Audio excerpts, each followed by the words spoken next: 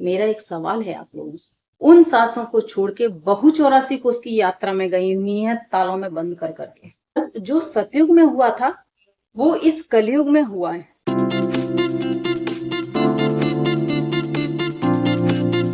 Hello दोस्तों, राम राम, जय श्री राम सभी को। दोस्तों आपका स्वागत है गौरान ऑफिशियल ब्लॉग में। बाबू की दुनिया में आपका स्वागत कर रही हूँ मैं, नीलिमा, बाबू की मम्मा। दोस्तों आज ये व्लॉग से हटके कुछ ऐसी बातें हैं जो मेरे मन में थी, तो मैंने सोचा चलिए आज शेयर करती हूँ आप लोगों के साथ में। कि जैसे कि आप लोगों को सबको पता ही है, पुरुषोत्तम मास, अधिक मास अब समाप्त हो चुका है, कल पूरा हो चुका है। तो आप लोगों को भी पता होगा कि पुरुषोत्तम मास में बहुत सारी जगह पे परिक्रमा लग रही थी, और बहुत सारा दान धर्म अपने धर्म में है। दान धर्म करना तो अधिक मास 3 साल के बाद आता है, तो जब भी आता है तो से लोग दान भी करते हैं, यात्राओं पे जाते हैं। और जैसे कि आपको पता ही होगा कि मथुरा वृंदावन की तरफ 84 कोस की यात्रा लगाई जाती है। तो वहां पे आप लोगों ने भी वीडियो देखा होगा, जो वीडियो आजकल बहुत वायरल हो रहा है, कि एक बहू अपनी सास को सिर के ऊपर रख के, टब में बिठा के सिर के ऊपर 84 कोस की यात्रा करवाई गई है एक बहू के द्वारा। तो वो वीडियो मैंने बहुत देखा, कल भी देखा, आज फिर वापस देखा मैंने। तो आप ये सोचिए कि ये वीडियो तो वायरल हो गया है ना, ये वायरल हो गया तो सबने देख लिया है कि बहू ने सास को यात्रा कराई है 84 कोस की यात्रा। और मैं कहती हूँ कि ये बेटी, जो बेटी के माँ बाप हैं, मतलब क्या संस्कार दिए हैं उस बेटी को, गजब कर दी है, जिसने आज सास को ये यात्रा करवाई है, जो सतयुग में करवाई गई थी श्रवण कुमार के द्वारा अपने माँ बाप को, मतलब अपनी सास को माँ मान के इस बेटी ने कराई है। देखिए आप, कितनी बड़ी बात है जो कि उसने सिर पे रख के 84 को उसकी यात्रा करवाई है। तो ये तो एक पहलू रहा दोस्तों। अब एक दूसरा भी पहलू होता है। ये तो एक पहलू है कि वो सास चल नहीं पाएगी, फिर नहीं पाएगी, मतलब उनकी एज इतनी हो गई है, और उसके बावजूद भी वो लेडी कह रही है कि मेरे सिर पे फूल जैसा लग रहा, मुझे वजन ही नहीं लग रहा, मुझे भारी नहीं लग रहा है, क्योंकि उसके दिमाग में सेट है कि मुझे इनको यात्रा करानी है।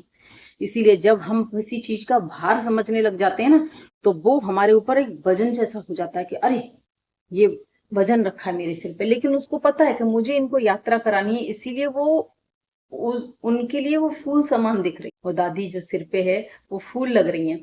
तो ये एक पहलू रहा दोस्तों, कि ये एक, जब जो सतयुग में हुआ था वो इस कलयुग में हुआ है, कि बहू अपनी सास को सिर पे रख के 84 कोस की यात्रा करा के आई है। ये एक पहलू है, क्योंकि ये कैमरे में कैद हो गया है, मीडिया ने इसको कैप्चर कर लिया है। तो ये एक पहलू आपके सामने आया है। इसके हटके एक और पहलू है, तो वो मैं आपके साथ शेयर करना चाहती हूँ, कि बहुत सारी सास ऐसी भी हैं जो घर में बैठी हुई हैं, और जिनकी बहुएं यात्रा पर गई हुई हैं, और बहुत सी सास ऐसी हैं कि जो लाचार हैं, अपाहिज हैं, जो अपना काम भी स्वयं नहीं कर सकती हैं। उन सासों को छोड़ के बहू 84 कोस की यात्रा में गई हुई हैं, तालों में बंद कर करके। मैं किसी का यहाँ नाम नहीं ले रही हूँ, और ना मैं किसी का बता रही हूँ, लेकिन ये हमारे समाज में इसी पुरुषोत्तम मास महीने में ये भी हुआ है कि बहू अपाहिज सास को छोड़ के यात्रा पे निकली हुई है। ये इसी समाज का, जो एक सतयुग की, एक बहू ने सतयुग को दर्शाया है कलयुग में, और एक कलयुगी बहू भी हैं, अभी भी कलयुगी बहू हैं, जो अपनी सास को, अपाहिज सास को, जो एक गिलास भी लेके नहीं, उठ के पानी नहीं लेके आ सकती है, ऐसी सास को छोड़ के 84 कोस की यात्रा पे गई हुई हैं दोस्तों। वो भी तालों में बंद कर करके गई हुई हैं। और आप ये सोचिए, बस मेरा ये कहना है कि कलयुग में, कलयुग मतलब अभी ये कलयुग चल रहा है, यही बोलते हैं ना, कलयुग चल रहा है। तो कलयुग में ये भी तो बहू है जो अपनी सास को सिर पे रख के लेके गई है यात्रा कराने के लिए। ये भी तो एक कलयुग में ही है, ये कौन सी सतयुग की में पैदा हुई है? संस्कार, इसको कहते हैं संस्कार। इसकी जो बहू है, इसके माँ बाप ने उसको इतने अच्छे संस्कार दिए हैं जो कि आज ये अपनी सास को अपने भगवान के रूप में देखती है। ये संस्कार कहलाते हैं कि आप अगर आपके सास ससुर अपाहिज हैं, अगर यही बहू घर में छोड़ के जाती, वो भी लॉक लगा के, तो आपका क्या कहना था? और वो वायरल हो जाता है ऐसे, फिर क्या कहना था आप लोगों को?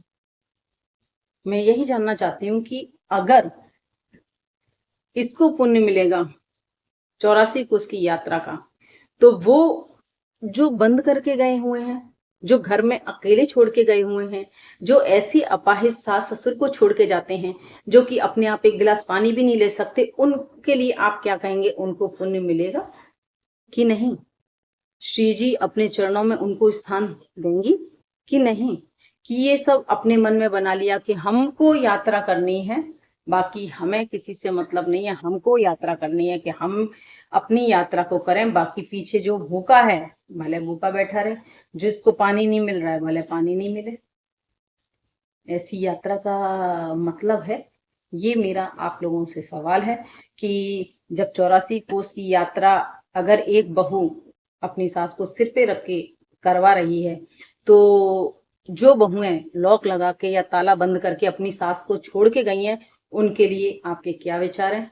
इस विचार को मैं जानना चाहूंगी दोस्तों, तो कमेंट करके जरूर बताइएगा कि उनकी ये यात्रा लगेगी कि नहीं, कि चलता है भगवान के लिए सब चलेगा, कि कोई बात नहीं है, आपको यात्रा करनी जरूरी है। पीछे आपके बुजुर्ग भले भूखे बैठे हों, चाहे वो पूरे पूरे दिन अकेले बंद पड़े हैं, उनसे आपको कोई लेना देना नहीं है। तो आपके विचार भी मैं जानना चाहूंगी दोस्तों, तो आप लोग कमेंट करके जरूर बताइएगा कि ये और मैं आपको बोलूं, मैंने आजू बाजू मैंने भी देखा है कि इधर भी लोग हैं जो कि अपनी सास को या माँ को व्हील चेयर में अपने साथ लेके जाते हैं हर जगह।